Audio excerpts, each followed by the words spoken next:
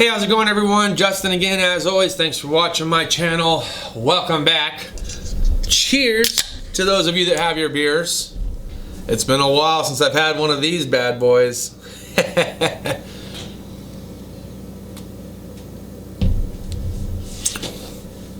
Oh yeah. That brings up memories from my youth. Anywho, one of the first beers that I've ever drank in my entire life was a Pabst Blue Ribbon. No, I'm not going to tell you when I first had one. Okay, any rate, getting on to today's topic. At any rate, let's talk about this week's monster tool haul. So, if you guys have been following me for a little bit, you know that I've got two trucks that come by. We got a Matco tool truck and we got the Gear Wrench tool truck that come by to our shop. Those are the only tool trucks that we have.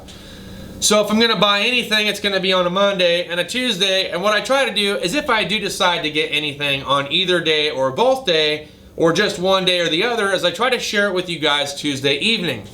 That being said, let's take a look at some things that I got. Alright, first item up, I just wanted to share this with everybody. Shane got a new water flask.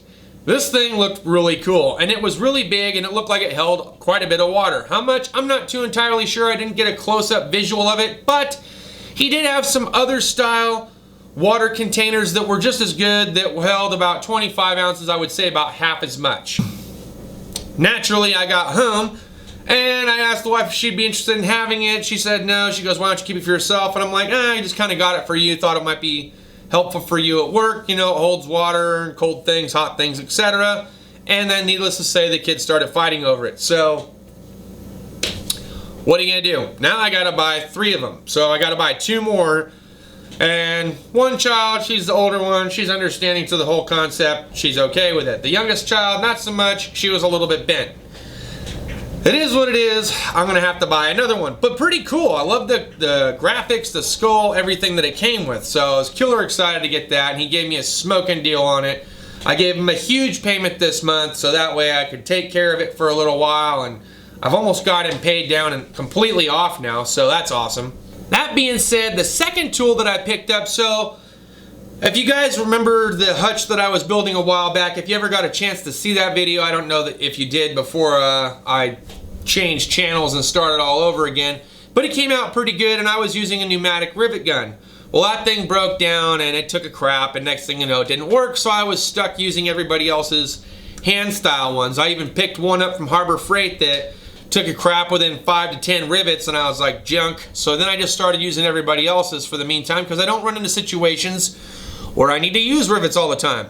Now sometimes, especially on Ford window regulators and things like that, they actually have it pop riveted into the frame itself, and so if you're changing the motor, if you're swapping the motor from one to the other and you have to drill it out, you gotta have to put some rivets in. They're usually pretty good about giving you some kind of rivet kit so you can re-rivet it back to the new window regulator rail.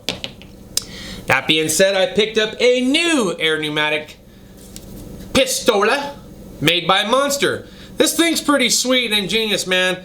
So the sizes that it covers, here's the box that it came in, and I'll show you guys a little card down here if I have one, if not. So it's a MST 7175, and it has the rivet nut diameter it covers is 3/16, 5/32, 1/8 inch, and 3/32.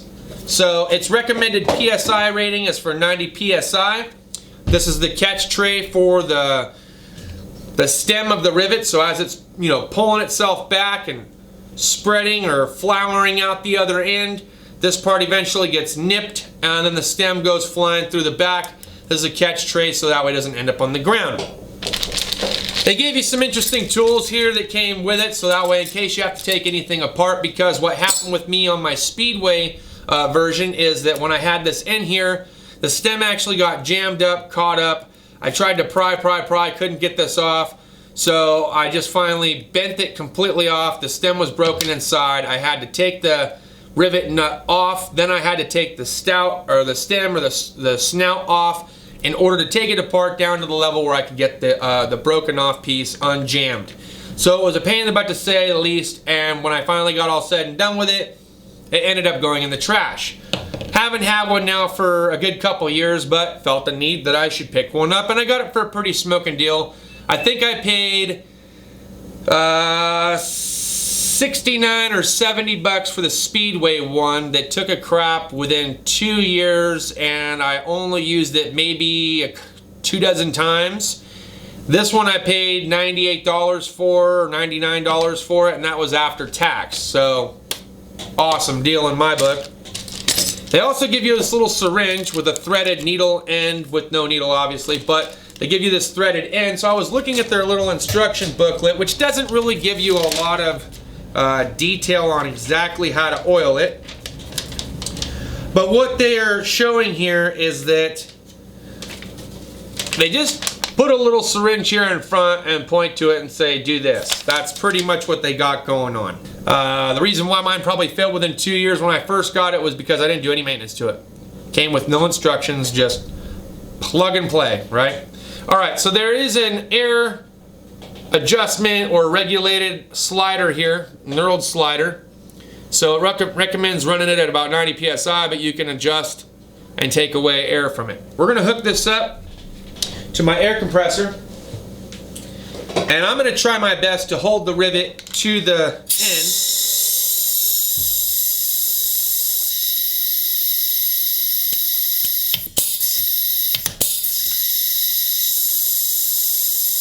Just like so. Alright, so there's the end of it. Only took 2 squeezes of the trigger and it was fully set in. It got a little bit warm, but I'm actually surprised why it got warm, but that's alright. Anyway, there it is inside there. So we unscrew this hot rod, and now we can dump it out in the trash, thread it back in for future use or collection. So now I can take this to work with my little box of 3/16 rivets in case we ever come into a situation where we might need it. I could also leave it here at the house should I decide to do more projects using rivets. It's completely up to me at this point, but look, I saw a need for it, I picked it up. Pretty cool tool. Alright, the last but not least tool, yeah, actually it is the least tool. Alright, so the last tool I picked up was this 5-ton bearing puller or separator kit from Matco Tools. Now if you guys saw our monster tool haul from last week, you know I bought the carrier side bearing puller kit from Matco Tools as well. A lot of you responded very quickly telling me that OTC makes it and everything else. I can tell you that with this kit you're going to need the other one as well, and I'll kind of show you why, and we'll talk about it here in the video clip. Let's get this thing unboxed, opened up, and take a look at the contents inside of it. Alright, so this is the new puller that I got here. It's a 5-ton bearing puller, splitter, whatever you want to call it, separator kit. Part number is MST 4518, A as in alpha. Let's take a closer look at this instead of just staring at the outside of the box.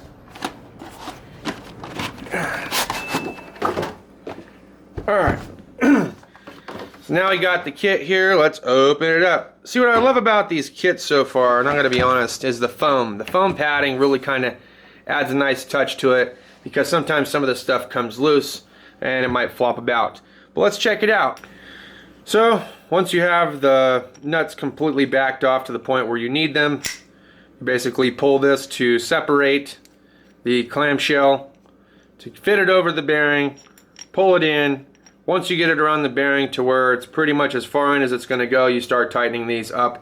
Now you can put your legs in. Alright, putting the legs in. So check it out. They give you a couple different sets here, and you can see what you got. You got some long ones, you got the shorter ones. Now these shorter ones, you'll see that it has a little smooth portion here. I'm going to show you how to set it up if that fits. So once you have your legs screwed in, like so, you'll take the other end where it has the smooth shaft portion, which is going to fit in here like so, okay? Then you need one washer, one nut for each side.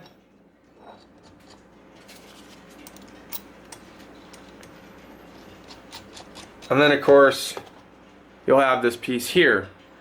Now the part that kind of confuses me, and maybe it'll confuse you guys too, is that once we have this all set up the way that we want it, and we're getting ready to run this down to the bearing and so forth, like so, you get down to a certain point, and you'll need some kind of spacer or something for the, like if you're pulling off of a carrier, you'll need one of those. You've seen the differential bearing splitter, you'll need those little pieces right there to go in between so it has something to press against. Alright, so overall a pretty nice kit, comes with a lot of different pieces.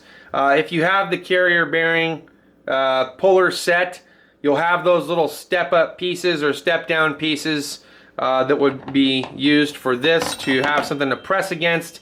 This kit unfortunately did not come with anything like that, so here we are with a bearing splitter. Now, of course, if you have the other kit, then you have a few adapters that you can use that are free at your disposal. Well, not necessarily free. You had to pay for the other kit too, so now you've got two kits to make one master kit if you're trying to pull bearings and what have you. A little bit unfortunate that they didn't incorporate a couple of adapters with this. Now I know what you're thinking, and if you're not thinking it, you should be thinking it. What else can I possibly use to put in place should I not have the other kit and I still need those little adapters? Well, this thought came through my mind and I was like, maybe, but you know, you're playing with fire because you're using another kit that's not meant for that, especially for pulling. But if you have a seal and race driver set, like so, you might be able to use one end to at least set it up whatever way you need to in order to give yourself some kind of foundation. And then just so the needle doesn't go through here and you got threads stuck in it and it's just all of a sudden stuck on the adapter, you might get yourself a little flat piece of wood or metal that you can put here so that way it has something to press against. Wood, I guess, might be too soft, it might break, so maybe find a nice piece of metal. Unfortunately, you're going to end up damaging probably the tip of this puller kit if you don't have those specific adapters. Now they may actually sell an adapter kit like the pieces that came in that differential carrier puller set, and if they do, I'll be sure to put the link down in the description. If they don't, and you guys see it, or you found one that can do that, go ahead. Other things you could potentially use would be like old bearings, maybe old pieces of metal. And when I'm thinking old bearings, I'm thinking like old pilot bearings or something like that laying around the shop. You know, the little tiny things that you can use. Maybe a socket. That might be kind of pushing your luck a little bit. As a mechanic, we try to think about everything that we could possibly do to get around something that we don't have until we can get it, right? Alright, at any rate, enough of my jibba jabba. Those are the three things that I picked up this week from the tool guys. And you know what? It's been more specialty driven really than anything else. You know, picking up the pneumatic riveter, picking up the puller. I'm just kind of trying to build an arsenal of things that's going to help out around the shop. Situations that I've seen that we could have really used something like this that we didn't have a kit for. Each person at my shop has a specific area of expertise, and each person has a very specific set of tools. Now, everyone's going to have pretty much like the exact same sockets, wrenches. You might find somebody that has a different wrench or different socket that you don't have occasionally, but no one really has to borrow the basic stuff, and we might actually do a video covering some more basic tools. I did a video a couple years back, and I think it's time to revamp that video. So maybe what I'll do is I'll cover some more entry-level tool basic stuff, maybe even some more intermediate stuff. This is more of like the expert level stuff. So if you've been wrenching for a while and you've gotten to the point where you've passed the basics, you've passed some of the intermediate tools, and now you're on to thinking like a shop owner or somebody that might want to own their own shop down the road, some of the more specialty driven items that you don't have, those are the things you really start honing your focusing on as you get older in this career.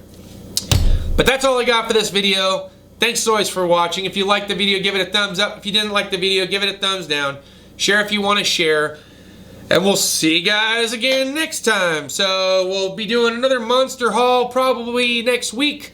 And just stay tuned for that. Other than that, I'll try to see what other fun content we have coming up. I've got a handful of list videos that I'm planning on doing.